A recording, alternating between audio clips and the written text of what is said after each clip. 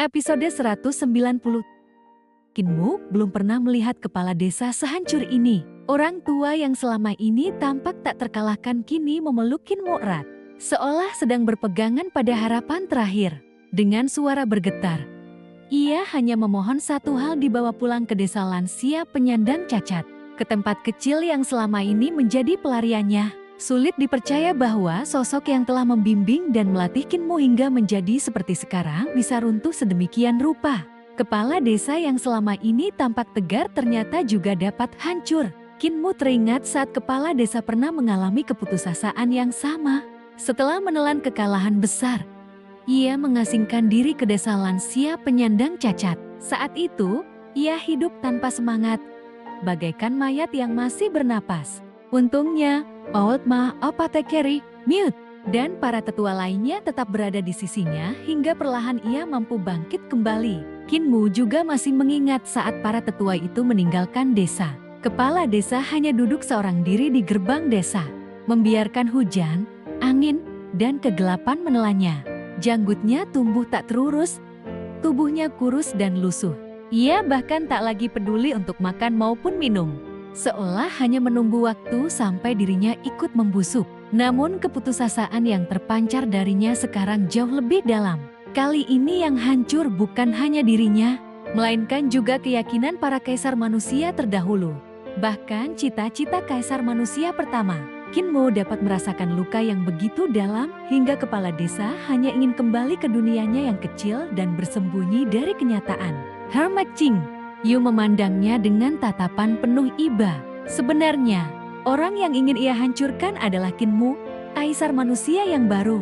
Ia ingin menunjukkan kepada pemuda itu bahwa semua impian, tanggung jawab, dan perjuangan pada akhirnya akan berakhir sia-sia. Namun yang justru terluka adalah sahabat lamanya sendiri. Dahulu, kepala desa pernah mengajaknya turun gunung demi mengubah dunia. Ia memang turun, tetapi akhirnya kembali ke Little Giant Capital dengan tubuh dan hati yang penuh luka.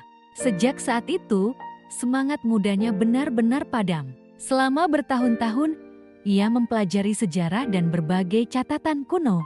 Semakin banyak yang ia ketahui, semakin ia menyadari betapa kecilnya manusia. Ketika Kinmu datang membawa metode untuk memperbaiki jembatan surgawi, darahnya sempat kembali bergolak, namun hanya sesaat. Lalu untuk apa? Kalaupun jembatan surgawi berhasil diperbaiki, apakah ia mampu melampaui para dewa yang membangun Little Giant Capital? Kalaupun kepala desa berhasil, mampukah ia melampaui kaisar manusia pertama? Dan jika Kinmu benar-benar menjadi dewa, apakah ia akan mampu melampaui Woodcutter Saint?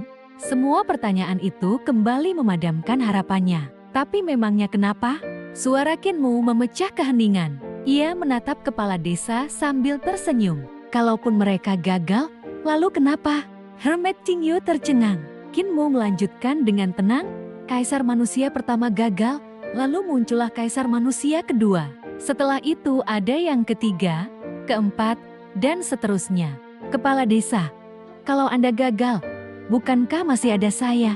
Tubuh kepala desa bergetar.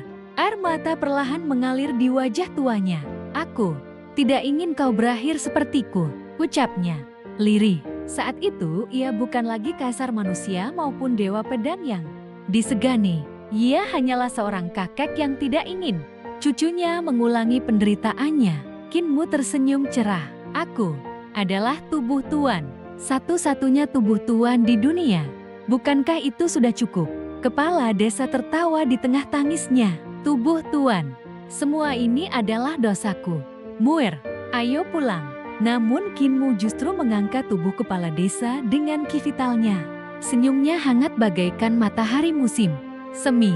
Tubuh Tuan tidak pernah mengakui kekalahan. Aku akan melampaui kalian semua. Aku akan melampaui kepala desa dalam ilmu pedang dan menjadi dewa pedang sejati. Aku akan melampaui Apothecary dalam seni penyembuhan, Cripple dalam kecepatan, Mute dalam menempa harta.